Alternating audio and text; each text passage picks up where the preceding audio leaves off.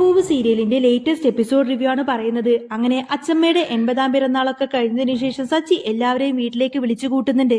ഇത്രയും ദിവസം ഞാൻ ആ സത്യമെല്ലാം തന്നെ മറച്ചു പിടിച്ച് നടക്കുമായിരുന്നു. ഇനി ഏതായാലും എനിക്കതിന് പറ്റില്ല രേവതി. ആകെ സഹിക്കെട്ട് നിൽക്കണച്ചാ ഞാൻ മുന്നിൽ നിൽക്കുന്നത്. ഇനി അമ്മയാണെന്നൊന്നും ഞാൻ നോക്കില്ല. അങ്ങനെയും പറഞ്ഞുകൊണ്ടതിന് സച്ചി നേരെ ചന്ദ്രമതിയുടെ അടുത്തേക്ക് ദേഷ്യത്തോട് പാഞ്ഞെടുക്കും. എന്നാൽ നീ എന്താ ഈ പറയുന്നത്, എനിക്കിതൊന്നും മനസ്സിലാവുന്നില്ല എന്നൊക്കെ പറഞ്ഞിങ്ങനെ ആകാംക്ഷയോടെ നിൽക്കുമായിരിക്കട്ടെ രവീന്ദ്രൻ. സച്ചി പറഞ്ഞിട്ട് ഒരാഴ്ച മുമ്പ് ഞാനും രേവതിയും കൂടി അവളുടെ സ്വർണ്ണാഭരണങ്ങളുമായിട്ട് ഇവിടെ നിന്ന് പോയിട്ടുണ്ടായിരുന്നല്ലോ.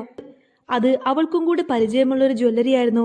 ഞങ്ങൾ അവിടെ ചെന്ന് സ്വർണം മാറ്റാൻ ചെന്നപ്പോൾ ചോദിച്ചപ്പോൾ അവരവിടെ നിന്ന് പറയാണച്ചാ ഇതെല്ലാം തന്നെ മുക്കുപണ്ടമാണെന്ന്. സച്ചിയുടെ വാക്ക് കേൾക്കുന്ന സമയത്തിന് രവീന്ദ്രൻ ഷോക്കാവുന്നുണ്ടെങ്കിൽ പോലും ഒന്നും അറിയാത്തതുപോലെ നിൽക്കുമായിരിക്കട്ടെ ചന്ദ്രമതി.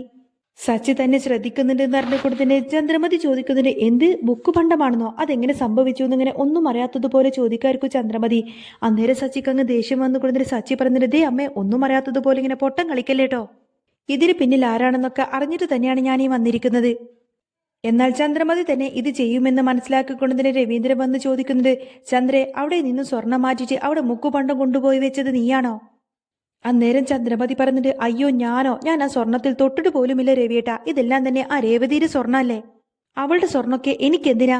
ഇനിയൊരു പക്ഷേ ഈ രേവതിയാണെങ്കിൽ അവളുടെ സ്വർണ്ണാഭരണമെല്ലാം തന്നെ എടുത്തുകൊടുത്തിനെ അവളുടെ അനിയത്തെയും അനിയനെയും പഠിപ്പിക്കാൻ വേണ്ടിയിട്ട് അതെല്ലാം തന്നെ വിറ്റ് തൊലച്ചിട്ടുണ്ടാവും. എല്ലാം വിറ്റ് തൊലച്ചിട്ട് അവൾ ഇവിടെ ഒന്നും അറിയാത്തതുപോലെ അഭിനയിക്കുകയാണെന്നൊക്കെ പറഞ്ഞ രേവതി അങ്ങനെ കുറ്റപ്പെടുത്തി സംസാരിക്കാതിരിക്കട്ടെ ചന്ദ്രമതി. ചന്ദ്രയുടെ വാക്കെല്ലാം കേൾക്കുന്ന സമയത്തിന് സച്ചി ഇങ്ങനെ ദേഷ്യപ്പെട്ട് നിൽക്കുമായിരിക്കും. ആ സമയത്തിന് രവീന്ദ്രൻ വന്ന് പറഞ്ഞിട്ട്, ചന്ദ്രേ, രേവതി മോൾ ഒരിക്കലും അങ്ങനെയൊന്നും ചെയ്യില്ല. ഇത്ര കാലം ആ സ്വർണ്ണാഭരണങ്ങളെല്ലാം തന്നെ നിന്റെ അൽമാറയിലല്ലേ ഉണ്ടായിരുന്നത്. നീ അറിയാതെ ഒരിക്കലും ആ സ്വർണ്ണാഭരണങ്ങൾ മുക്കുപണ്ടമാവില്ല എന്നിങ്ങനെ രവീന്ദ്രൻ പറയുന്നത് കേട്ടിട്ട് ആങ്ങനെ വിയർത്ത് നിൽക്കുമായിരിക്കട്ടെ ചന്ദ്രമതി. ചന്ദ്രമതി പറഞ്ഞിട്ട്, അതെ, നിങ്ങളെല്ലാവരും എന്നെ ഇങ്ങനെ കുറ്റപ്പെടുത്തി സംസാരിക്കേണ്ട ആവശ്യമൊന്നുമില്ല. ഞാൻ സ്വർണ്ണവും പണമൊക്കെ ആവോളമുള്ള കുടുംബത്തിൽ നിന്ന് ഇങ്ങോട്ടേക്ക് കയറി വന്നവളാണ്. അതെല്ലാം ഇല്ലാത്തത് രേവതിയുടെ കുടുംബത്തിലാണ്. അതുകൊണ്ട് അവൾ തന്നെയായിരിക്കും ഇതൊക്കെ ചെയ്തു കൂട്ടിയിരിക്കുന്നത്. അന്നേരം രേവതി പറഞ്ഞിട്ട്, ദേ അമ്മേ, ആവശ്യമില്ലാത്ത കാര്യങ്ങളൊന്നും ഇങ്ങനെ വായിൽ തോന്നിയതൊന്നും വിളിച്ചു പറയരുത്. എന്റെ വീട്ടുകാർക്ക് സ്വർണത്തിനും പണത്തിനും ഇത്തിരി കുറവുണ്ട് എന്നുള്ളത് സത്യം തന്നെയാണ്. എന്നുവെച്ച് ഭർത്താവിന്റെ വീട്ടിൽ നിന്ന് സ്വർണം അടിച്ചുകൊണ്ട് മോഷ്ടിച്ചു പോകേണ്ട സ്വഭാവമൊന്നും ഞങ്ങൾക്കാർക്കും കിട്ടിയിട്ടില്ലമ്മേ. അമ്മേ, ആർത്തി ഇല്ലാത്തവരാണ് ഞാനും എന്റെ വീട്ടുകാരും എന്നൊക്കെ പറയുന്ന സമയത്തിന്റെ വർഷ വന്ന് ചോദിക്കുന്നത്, നിങ്ങൾ എല്ലാവരും എന്തിനാ ഈ സ്വർണത്തെ പറ്റിയിട്ട് ഇത്രമാത്രം ഇങ്ങനെ തർക്കിക്കുന്നത്? അങ്ങനെ സംശയമുണ്ടെങ്കിൽ തന്നെ പോലീസ് സ്റ്റേഷനിൽ ഒരു കംപ്ലൈന്റ് കൊടുത്താൽ പോരെ? അവരേതായാലും സത്യം കണ്ടുപിടിച്ചു തരുമല്ലോ എന്നൊക്കെ പറയാറിക്കട്ടെ വർഷ. അന്നേരം ശ്രുതി വന്ന് പറഞ്ഞിട്ട്, പോലീസുകാരൊന്നും അന്വേഷിച്ചിട്ട് യാതൊരു കാര്യവുമില്ല. ഇനിയിപ്പോൾ അവർ വന്നാൽ തന്നെ ഈ അടുത്ത കാലത്തൊന്നും അതൊന്നും കണ്ടെത്താനും പോവില്ല എന്നൊക്കെ ഇങ്ങനെ ശ്രുതി മറുപടി കൊടുക്കും. സച്ചി പറഞ്ഞിട്ട്, ഇതൊക്കെ തെളിയിക്കാൻ ഞാൻ തന്നെ മതിയാച്ചാ. പിന്നെ കള്ളന്മാര് നമ്മുടെ മുന്നിൽ തന്നെ ഉണ്ടല്ലോ വർഷേ. തൽക്കാലം ആ വോയിസ് റെക്കോർഡിങ്സ് ഒന്ന് പ്ലേ ചെയ്യുന്നൊക്കെ പറഞ്ഞുകൊണ്ടതിന് സച്ചി വർഷയോട് ആവശ്യപ്പെടും. അന്നേരം വർഷ ചിരിച്ചു കൊണ്ടതിന് ആ ഒരു ഫോൺ സംഭാഷണങ്ങളെല്ലാം തന്നെ പ്ലേ ചെയ്യുന്നുണ്ട്. അതിൽ കേൾക്കുന്നത് ഇങ്ങനെയായിരിക്കും, ഇത് ഗോൾഡ് കവറിംഗ് ഷോപ്പിൽ നിന്നാണ് സർ വിളിക്കുന്നത്. ഇന്നലെ പർച്ചേസ് ചെയ്ത ആ ഗോൾഡ് കവറിംഗ് ആഭരണങ്ങളൊക്കെ എങ്ങനെയുണ്ട് സർ? അത് വാങ്ങിച്ചതിന് സാറിന് ചെറിയൊരു ടിപ്പ് തരാനും കൂടിയിട്ടാണ് ഞങ്ങൾ വിളിച്ചത്. അത് ഞങ്ങൾ തരാൻ മറന്നുപോയി എന്നൊക്കെ വിളിച്ചു കൊടുത്തിനെ വർഷ തന്നെയായിരിക്കട്ടെ ശ്രുതിയോട് സൗണ്ട് മാറ്റിയിട്ട് സംസാരിക്കുന്നത്. അന്നേരം ശ്രുതി പറഞ്ഞത്, എനിക്ക് നിങ്ങളുടെ മുക്കുപണ്ടങ്ങളൊന്നും വേണ്ട. നിങ്ങൾ തന്നിരിക്കുന്ന മുക്കുപണ്ടങ്ങൾ അത് കൊള്ളാമോ ഇല്ലയോ എന്നൊക്കെ ഞങ്ങൾ ചെക്ക് ചെയ്തിട്ട് പറഞ്ഞു തരാം. ഇനി ഇതും പറഞ്ഞുകൊണ്ട് തന്നെ നിങ്ങൾ എന്നെ ഇടയ്ക്കിടയ്ക്ക് വിളിക്കാൻ പാടില്ല എന്നൊക്കെ പറഞ്ഞുകൊണ്ട് തന്നെ ശ്രുതി ദേഷ്യത്തോടെ ഫോൺ കട്ടിയും. എന്നാൽ ആ ഫോൺ റെക്കോർഡിങ്സ് എല്ലാം കേട്ടതോടുകൂടി തന്നെ എല്ലാവരും ദേഷ്യപ്പെട്ട് ശ്രുതിയെ തന്നെ ഇങ്ങനെ നോക്കിയിരിക്കുകയാണ്. സച്ചി പറയുന്നത് കേട്ടല്ലോ, എല്ലാവരും കേട്ടല്ലോ, ഈ ഫോൺ റെക്കോർഡിങ്സ് ഒക്കെ ഞാനാണ് വർഷയെ കൊണ്ട് ചെയ്യിപ്പിച്ചത്. ഇവന്റെ ഈ ഒരു കള്ളത്തരമെല്ലാം തന്നെ എനിക്ക് പുറത്തു കൊണ്ടുവരണമായിരുന്നു. അതിനു വേണ്ടിയിട്ട് തന്നെയാണ് ഞാൻ ഇങ്ങനെ ചെയ്തത്. ഇനി പറയച്ചാ, ആ സ്വർണമെല്ലാം തന്നെ മുക്കുപണ്ടമാക്കി വെച്ചിരിക്കുന്നത് ഇവൻ തന്നെയല്ലേ? അമ്മ അറിയാതെ ഒരിക്കലും ഇതൊന്നും സംഭവിക്കില്ല. അമ്മയുടെ അൽമാറയിൽ വെച്ച സ്വർണ്ണാഭരണങ്ങളായിരുന്നില്ലേ അത്? അത് കേട്ടോണത്തിന് രവീന്ദ്രൻ ഭയങ്കര ദേഷ്യത്തിൽ നേരെ ചന്ദ്രമതിയുടെ അടുത്തേക്ക് വന്നുകൊണ്ടതിന് പറഞ്ഞിട്ട്, എടി സത്യം പറയടേ, ഇനി ഇവിടെ പോലീസിന്റെ ആവശ്യമൊന്നുമില്ല. സത്യം ഏതായാലും എല്ലാവർക്കും ബോധ്യപ്പെട്ടില്ലേ? ഇനി ഞാൻ ഇവളെ കൊണ്ട് സത്യം പറയിപ്പിക്കും. എടി എന്താടി ഇങ്ങനെ മോങ്ങി നിൽക്കുന്നത്, സത്യം പറയടി എന്നൊക്കെ പറഞ്ഞ് രവീന്ദ്രൻ നേരെ വന്നിട്ട് ചന്ദ്രമതിയുടെ മുഖത്ത് ആഞ്ഞൊരൊറ്റ അടി അങ്ങ് പൊട്ടിച്ചു കൊടുക്കും. അന്നേരം ചന്ദ്രമതി ആ ഒരു അടിയുടെ ആഘാതത്തിൽ നിലത്തേക്ക് അങ്ങ് തെറിച്ചു വീഴും. ആ സമയത്തിന് സച്ചിക്ക് സങ്കടാവാണ്. സച്ചി പറഞ്ഞിട്ട്, അച്ഛ, അമ്മ എങ്ങനെ അടിക്കാതെ? അന്നേരം സച്ചിയോട് രവീന്ദ്രൻ ദേഷ്യപ്പെട്ട് പറഞ്ഞിട്ട്, ആരും ഇതിൽ ഇടപെടാനൊന്നും നിൽക്കണ്ട. ഇത് ഞാനും എന്റെ ഭാര്യയും തമ്മിലുള്ള പ്രശ്നമാണ്. നിങ്ങളെല്ലാവരും ഇവിടെ നിന്നും മാറി നിൽക്ക്. ഇത് ഞങ്ങൾ തമ്മിൽ തീർത്തോളാമെന്നൊക്കെ പറഞ്ഞുകൊണ്ട് രവീന്ദ്രൻ നേരെ സച്ചിയോടും ദേഷ്യപ്പെടും. ചന്ദ്രമതി കരഞ്ഞുകൊണ്ടതിന് രവീന്ദ്രനോട് പറഞ്ഞിട്ട്, രവിയേട്ട, ഒരു തെറ്റ് പറ്റിപ്പോയി. രവീന്ദ്രേട്ടൻ എനിക്ക് മാപ്പ് തരണം. എല്ലാം ഞാൻ ചെയ്തത് ഈ ശ്രുതിക്ക് വേണ്ടിയിട്ടാണ്. അവൻ എന്നെ നിർബന്ധിച്ചത് കൊണ്ടാണ്. അന്നേരം ചന്ദ്രമതിക്കിട്ട് കുത്തുകൊടുക്കാത്ത സുധി, ഏയ് അച്ഛ അങ്ങനെയൊന്നുമല്ല, ബിസിനസ്സിലൊരു ലോസ് വന്നപ്പോ അമ്മയാണ് പറഞ്ഞത് രേവതിയുടെ സ്വർണ്ണാഭരണങ്ങളെല്ലാം തന്നെ അൽമാരയിൽ വെറുതെ ഇരിക്കുവല്ലേ, അത് നീ എടുത്തുകൊണ്ട് പോയിട്ട് വിൽക്കുകയോ പണയം വെക്കുകയോ എന്താന്ന് വെച്ചാ ചെയ്തോ എന്നൊക്കെ പറഞ്ഞിട്ട് അമ്മയാണ് എനിക്ക് നിർബന്ധിച്ചിട്ട് ആ സ്വർണ്ണാഭരണങ്ങളെല്ലാം തന്നത്. അല്ലാതെ എനിക്കൊരിക്കലും അറിയില്ലല്ലോ അമ്മയുടെ ബാക്കിൽ ആ സ്വർണ്ണാഭരണം ഉണ്ടെന്നൊക്കെ. അമ്മ സമ്മതിക്കാതെ എനിക്ക് എങ്ങനെയാ സ്വർണം കിട്ടാനാ എന്നൊക്കെ പറഞ്ഞ് കുറ്റം മുഴുവൻ ചന്ദ്രമതിയുടെ തലയിലേക്ക് അങ്ങ് ചാർത്തി കൊടുക്കാട്ടോ സുധി. അന്നേരം ചന്ദ്രമതിക്ക് ദേഷ്യം വരേണ്ട സങ്കടം കൊണ്ട് തന്നെ ചന്ദ്രമതി ചോദിക്കുന്നത്, എടാ ദുഷ്ട, നിനക്ക് വേണ്ടിയിട്ടല്ലേ ഞാൻ ഇതൊക്കെ ചെയ്തത്, എന്നിട്ടിപ്പോ ഒരവസരം വന്നപ്പോ നീ തന്നെ എന്നെ ചതിച്ചല്ലേടാന്നൊക്കെ ചോദിച്ചുകൊണ്ട് തന്നെ ചന്ദ്രമതി സുധിയോട് ദേഷ്യപ്പെടുന്നുണ്ട്.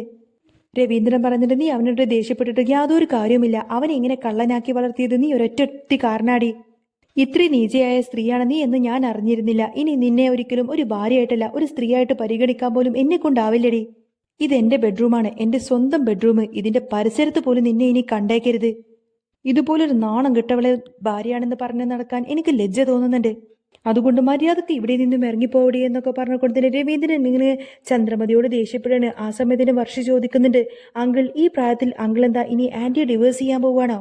ഇതൊക്കെ കുറച്ച് നേരത്തെ തന്നെ ചെയ്തിട്ടുണ്ടായിരുന്നുവെങ്കിൽ അങ്കിളിന് നല്ലൊരു വൈഫിനെ നേരത്തെ തന്നെ കിട്ടിയേനെ, ഞങ്ങൾക്ക് നല്ലൊരു അമ്മായിയമ്മയും കിട്ടിയേനെ എന്നൊക്കെ പറഞ്ഞുകൊണ്ട് തന്നെ വർഷയും ചന്ദ്രമതിയെ ഇങ്ങനെ കളിയാക്കി ചിരിക്കുകയാണ്. ഇത് കേൾക്കുന്ന സമയത്തിന് ശ്രീകാന്തിന് ദേഷ്യം വരും. ശ്രീകാന്ത് വർഷയോട് പറഞ്ഞിട്ട്, നിന്റെ ഒരു തമാശ പറച്ചില്, ഈ സമയത്താണോ നീ തമാശ പറയുന്നത്? നീ കുറച്ചു നേരം ഒന്ന് മിണ്ടാതിരിക്കുക വർഷേ. ശ്രുതിയുടെയും ചന്ദ്രമതിയുടെയും കള്ളത്തരമെല്ലാം പൊളിഞ്ഞതോടുകൂടി ശ്രുതിയും ആകെ ഇങ്ങനെ നാണം കെട്ടി നിൽക്കുമായിരിക്കും. ആ സമയത്തിന് സച്ചി ഇങ്ങനെ ശ്രുതിയോട് ചോദിക്കുന്നുണ്ട്, അല്ല പാർലറെടുത്തി ഇങ്ങനെ സ്വർണം കട്ടെടുക്കാനൊക്കെ പറഞ്ഞു കൊടുക്കുന്നത് ഇനി ഒരു പക്ഷേ പാർലറെടുത്തിയുടെ ബുദ്ധി കൊണ്ടാണോ? അപ്പോ ഇതായിരുന്നല്ലേ നിങ്ങളുടെ എല്ലാം കയ്യിലിരിപ്പ് എന്നൊക്കെ ചോദിച്ചുകൊണ്ട് സച്ചി ശ്രുതിയെയും കളിയാക്കി ചിരിക്കും. ശ്രുതി പറഞ്ഞിട്ട്, ഇതൊന്നും ഒരിക്കലും എന്റെ അറിവോടെ ആയിരുന്നില്ല സച്ചി, ഇന്നലെ രാത്രിയാണ് എല്ലാ കാര്യങ്ങളും ഞാൻ അറിഞ്ഞത്. നേരത്തെ ശ്രുതിയും ആന്റിയും ഈ കാര്യങ്ങളെല്ലാം എന്നോട് പറഞ്ഞിട്ടുണ്ടായിരുന്നെങ്കിൽ ഞാൻ ഒരിക്കലും ഇതിനൊന്നും അനുവദിക്കില്ലായിരുന്നു. ശ്രുതി നേരെ ശ്രുതിയോട് ചോദിക്കുന്നുണ്ട്, എന്താ ശ്രുതി ഇത്, നീ ഇങ്ങനെയൊക്കെ ആന്റിയുമായിട്ട് ചേർന്ന് ചെയ്യുന്ന സമയത്ത് എന്നോടൊരു വാക്കെങ്കിലും ചോദിക്കാമായിരുന്നില്ലേ? ഇപ്പോ നീ ഓരോ കാര്യങ്ങളൊക്കെ ചെയ്തു വെച്ച് കൂട്ടിയിട്ട് ഇപ്പൊ എല്ലാവരുടെയും മുന്നിൽ വെച്ച് ഞാനല്ലേ നാണം കെട്ടത് എന്നൊക്കെ ചോദിച്ചുകൊണ്ട് തന്നെ ശ്രുതിയോട് ദേഷ്യപ്പെടും. രവീന്ദ്രൻ പറഞ്ഞിട്ട്, മോളെ രേവതി, നീ ഈ വീട്ടിലെ മരുമകളാണ്, നിനക്ക് അച്ചമ്മ വാങ്ങിച്ചു തന്ന സ്വർണമാണ് എന്റെ ഭാര്യയും ഇവനും കൂടി കൊണ്ടുപോയി തൊലച്ചത്. ആ സ്വർണത്തിന്റെ മൂല്യമെല്ലാം കൂട്ടി നോക്കിക്കഴിഞ്ഞാൽ ഒരു 5 ലക്ഷം രൂപയെങ്കിലും ഇവരെല്ലാം ചേർന്നിട്ട് നിനക്ക് തരേണ്ടി വരും. ഇനി ആ സ്വർണം ഒരിക്കലും തിരിച്ചു കിട്ടാനൊന്നും പോകുന്നില്ലല്ലോ. ചന്ദ്രമതിയും ശ്രുതിയും ഒരിക്കലും ആ സ്വർണം മോൾക്ക് തിരിച്ചു തരുമെന്നൊന്നും എനിക്ക് തോന്നുന്നില്ല. അതുകൊണ്ട് ഇത്രയും കാലം ചെയ്തു കൂട്ടിയതിനെല്ലാം തന്നെ ചന്ദ്രമതി മോളോട് മാപ്പ് ചോദിക്കണമെന്ന് പറയാട്ടോ രവീന്ദ്രൻ. ചന്ദ്രമതിയോട് രവിയേട്ടൻ രേവതിയോട് മാപ്പ് പറയാൻ പറയുന്ന സമയത്തിന് രേവതിക്ക് സങ്കടമായിക്കൊണ്ട് തന്നെ പറയുന്നുണ്ട്, അയ്യോ അച്ഛാ, അമ്മ എന്റെ മുന്നിൽ മാപ്പ് പറയേണ്ട ആവശ്യമൊന്നുമില്ല, എനിക്കേതായാലും ഇനി ആ സ്വർണം വേണ്ട, കാര്യം ഏതായാലും മനസ്സിലായല്ലോ, അത് മതി. അമ്മയോട് അച്ഛൻ മാത്രം ക്ഷമിച്ചാൽ മതി, അത് തന്നെയാണ് എന്റെ സന്തോഷം എന്നൊക്കെ പറഞ്ഞു നിൽക്കുകയാണ് രേവതി. അത് കേൾക്കുന്ന സമയത്തിന് ചന്ദ്രമതിക്ക് ദേഷ്യം വരും. ചന്ദ്രമതി പറയുന്നുണ്ട്, മതിയാക്കടി നിന്റെ അഭിനയൊക്കെ, നീ ചേർന്നിട്ട് എന്നെയും എന്റെ രവിയേട്ടനെയും കൂടി തമ്മിൽ തെറ്റിച്ചപ്പോ ഇപ്പൊ നിനക്ക് സമാധാനമായില്ലേ? ഞങ്ങളുടെ കുടുംബജീവിതം തകർക്കാനല്ലേടി നീ ഇങ്ങോട്ടേക്ക് കയറി വന്നിരിക്കുന്നത്, എന്നിട്ട് ഞാൻ അവളോട് മാപ്പ് ചോദിക്കണത്രേ. ഞാൻ ഇവളോട് മാപ്പും കോപ്പൊന്നും പറയാൻ പോകുന്നില്ല രവിയേട്ട എന്നൊക്കെ പറഞ്ഞുകൊണ്ട് ചന്ദ്രമതി ദേഷ്യപ്പെടുകയാണ്. അന്നേരം രവീന്ദ്രൻ പറഞ്ഞിട്ട്, നീ രേവതി മോളോട് മാപ്പ് പറഞ്ഞില്ലെങ്കിൽ പിന്നെ നിന്റെ കയ്യിൽ നിന്ന് ഞാനൊരു പച്ച വെള്ളം പോലും കുടിക്കില്ല ചന്ദ്രേ, അതിൽ വിഷം കലർത്താൻ പോലും നീ മടിക്കില്ല. സ്വന്തം കെട്ടിയവനെ കഴുത്ത് ഞെരിച്ച് കൊല്ലാൻ നോക്കുന്നവളാണ് നീ. അതേതായാലും എനിക്കിന്ന് ബോധ്യപ്പെട്ടു. രേവതി മോളുടെ സ്വർണം അവിടെ നിന്നും എടുത്തു മാറ്റുന്ന സമയത്ത് നിനക്ക് എന്നോട് ഒരു വാക്കെങ്കിലും പറയാമായിരുന്നില്ലേ? എന്നിട്ട് സത്യം തെളിഞ്ഞിട്ട് പോലും നിന്റെ അഹങ്കാരത്തിന് ഒരു കുറവും സംഭവിച്ചിട്ടില്ലല്ലോ. എന്റെ ഭാര്യയായിട്ട് ഏതായാലും എനിക്കിനി നിന്നെ വേണ്ട. നീയെങ്ങാനും ഇനി എന്റെ അടുത്തേക്ക് വന്നാൽ പിന്നെ ഞാൻ ഈ രവീന്ദ്രൻ എങ്ങോട്ടേക്കും നോക്കില്ല. നിന്റെ കഴുത്ത് ഞെരിച്ച് ഞാൻ ഇവിടെ നിന്നും പുറത്താക്കുമെന്ന് മാത്രമല്ല, ഞാനായിരിക്കും ഇവിടെ നിന്നും ഇറങ്ങിപ്പോകുന്നത്. രവീന്ദ്രൻ ദേഷ്യപ്പെടുന്ന സമയത്തിന് ചന്ദ്രമതി ചോദിക്കുന്നത്, ഒന്നുമില്ലാത്ത പിച്ചച്ചട്ടിയിൽ നിന്നും ഇങ്ങോട്ടേക്ക് കയറി വന്ന ഇവളുടെ സ്വർണ്ണാഭരണങ്ങളൊക്കെ എനിക്കെന്തിനാ? ഞാൻ ഏതായാലും അതിന്റെ പേരിൽ ആരോടും മാപ്പ് പറയാനൊന്നും പോകുന്നില്ല. ഞങ്ങളുടെ കുടുംബജീവിതം ഇല്ലാതാക്കിയത് ഇവൾ ഒറ്റൊരുത്തിയാണ്. ഈ പൂക്കാരിയുടെ സ്വർണം ഏതായാലും എനിക്ക് വേണ്ട. എന്റെ കഴുത്തിൽ കിടക്കുന്ന ഈ മാലകളും വളകളും എല്ലാം ഈ പൂക്കാരി കൊണ്ടുപോയിക്കോട്ടെ. അതൊക്കെ വിറ്റിട്ട് അവളുടെ കാശ് എത്രയാന്ന് വെച്ചാൽ അവൾ എടുത്തോട്ടെ. എന്നാലും ഈ പൂക്കാരിയുടെ മുന്നിൽ ഏതായാലും ചന്ദ്രമതിയുടെ തല താഴില്ല. ഇന്നത്തോടെ ഇതിനൊരു തീരുമാനമാവട്ടെ എന്നൊക്കെ പറഞ്ഞ് ചന്ദ്രമതി തന്റെ കഴുത്തിലും ദേഹത്തൊക്കെയുള്ള സ്വർണ്ണാഭരണമെല്ലാം ഊരിക്കൊണ്ട് തന്നെ രേവതിയുടെ മുഖത്തേക്കങ്ങ് വലിച്ചെറിഞ്ഞു കൊടുക്കും. എന്നാൽ തന്റെ മുഖത്തേക്ക് സ്വർണ്ണാഭരണമെല്ലാം വീഴുന്ന സമയത്തിന് ആകങ്ങനെ വല്ലാതായി സങ്കടപ്പെട്ട് നിൽക്കുമായിരിക്കും രേവതി. അത് കണ്ടോണ്ട് നിൽക്കുന്ന സമയത്തിന് രവീന്ദ്രന്റെ ദേഷ്യം വരും. രവീന്ദ്രൻ ചോദിക്കുന്നത്, എടി ചന്ദ്ര, ഇപ്പോഴും നിനക്ക് മതിയായില്ലേ? തീർന്നില്ലേ നിന്റെ അഹങ്കാരം? രേവതി മോളുടെ ദേഹത്തേക്ക് സ്വർണ്ണമൊക്കെ വലിച്ചെറിയാൻ നിനക്ക് എങ്ങനെയാണ് ധൈര്യം വന്നത്? നിന്റെ അഹങ്കാരം ഏതായാലും എന്റെ ഈ വീട്ടിലെടുക്കാനൊന്നും ഞാൻ സമ്മതിക്കില്ല. എന്താടി നീ രേവതി മോളോട് ചെയ്തത് എന്നൊക്കെ ചോദിച്ചുകൊണ്ട് തന്നെ രവീന്ദ്രന്റെ നിയന്ത്രണം വിട്ടുപോയിട്ട് ചന്ദ്രമതി എങ്ങനെ നിർത്താതെ തലങ്ങും വിലങ്ങും ഇട്ട് അടിക്കും. എന്നാൽ രവീന്ദ്രന് ദേഷ്യം അടക്കാൻ കഴിയുന്നില്ല കേട്ടോ. നിർത്താതെ ചന്ദ്രയെ ഇങ്ങനെ ഇട്ട് അടിക്കുന്നതും കണ്ടുകൊണ്ടതിനെ സച്ചി വന്നിട്ട് അച്ഛനെ തടയും. അച്ഛൻ എന്താ ഈ കാണിക്കുന്നത്, അമ്മയെ വിടുന്നൊക്കെ പറഞ്ഞു കൊടുത്തതിന് സച്ചിയും ശ്രീകാന്തും വന്നിട്ട് രവീന്ദ്രനെ മാറ്റി നിർത്തുന്നുണ്ട്. ആ സമയത്തിന് ചന്ദ്രമതിക്ക് ദേഷ്യം വരാണ്. ചന്ദ്രമതി പറഞ്ഞിട്ട്, ദേ ഈ ഒരു പൂക്കാരി ഒരൊറ്റൊരുത്തി കാരണം എന്റെ ഭർത്താവ് ഇന്ന് എന്നെ തല്ലി. ഇവള് കാരണം എന്റെ ഭർത്താവിന് പോലും എന്നെ വേണ്ടാതായി. ഇവള് കാരണം എല്ലാവരുടെയും മുന്നിൽ വെച്ച് ഞാൻ തല കുനിച്ച് നിൽക്കേണ്ടി വന്നു.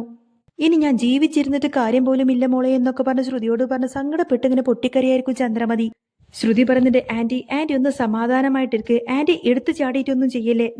നിങ്ങളുടെ കഴുത്തിൽ കിടക്കുന്ന സ്വർണ്ണാഭരണങ്ങളെല്ലാം തന്നെ രേവതിക്ക് കൊടുത്തിട്ട് യാതൊരു പ്രയോജനവുമില്ല. അതൊക്കെ ഞാൻ ആ ഹാളിൽ നിന്നും പെറുക്കിയെടുത്തോണ്ട് വരാം. ആന്റിയെ സ്വർണമില്ലാതെ ഇങ്ങനെ ഒഴിഞ്ഞ കയ്യും കഴുത്തുമായിട്ട് കാണാൻ ഒരു ഭംഗിയുമില്ല. രേവതിയുടെ സ്വർണ്ണാഭരണത്തിന്റെ കാശ് ഏതായാലും ഞാൻ തിരിച്ചു തരുമെന്ന് പറയട്ടെ ശ്രുതി. അത് കേട്ട് സച്ചി ചോദിക്കുന്നുണ്ട്, നീ അങ്ങനെ വെറുതെ പറഞ്ഞിട്ടൊന്നും പോവണ്ട. നീ എങ്ങനെ തിരിച്ചു തരുമെന്നായി പറയുന്നത്? അല്ല, എപ്പ തിരിച്ചു തരുമെന്നായി പറയുന്നത്? ഒരു മാസത്തിനകം തന്നെ നിനക്കത് തിരിച്ചു തരാൻ പറ്റുമോ? ഇല്ലല്ലോ. ശ്രുതി പറഞ്ഞത്, അതെ എനിക്ക് പറ്റും. അതിനുള്ളിൽ തന്നെ ഞാൻ എല്ലാ കാശും തിരിച്ചു തരും. 5 ലക്ഷം രൂപ മൊത്തമായിട്ട് തന്നെ ഞാൻ സച്ചിയെ ഏൽപ്പിച്ചോളാമെന്ന് വാശിയോടുകൂടി പറയായിരിക്കട്ടോ ശ്രുതി. എന്നാൽ ശ്രുതി സച്ചിയെ വെല്ലുവിളിക്കുന്ന രീതിയിൽ ആ ഒരു കാര്യങ്ങൾ ഉറപ്പിച്ചു പറയുന്ന സമയത്തിന് സച്ചിക്ക് ശ്രുതിയെ വല്ലാതെ വിശ്വാസം വരികയാണ്. ചന്ദ്രമതിയുടെ അഹങ്കാരം ഒട്ടും കുറയുന്നില്ല എന്ന് മനസ്സിലാക്കിയതോടുകൂടി തന്നെ രവീന്ദ്രൻ ഏതായാലും ചന്ദ്രമതിയെ അവിടെ നിന്നും ആട്ടിപ്പായിക്കാൻ നോക്കുന്ന ഒരു അടിപൊളി സൂപ്പർ രംഗങ്ങളൊക്കെ ഇനി വരാൻ പോകുന്നുണ്ട്. അപ്പോൾ നിങ്ങൾക്ക് ഈ ഒരു ചാനൽ ഇഷ്ടമാവുകയാണെങ്കിൽ സബ്സ്ക്രൈബ് ചെയ്യാനും സപ്പോർട്ട് ചെയ്യാനും മറക്കല്ലേ.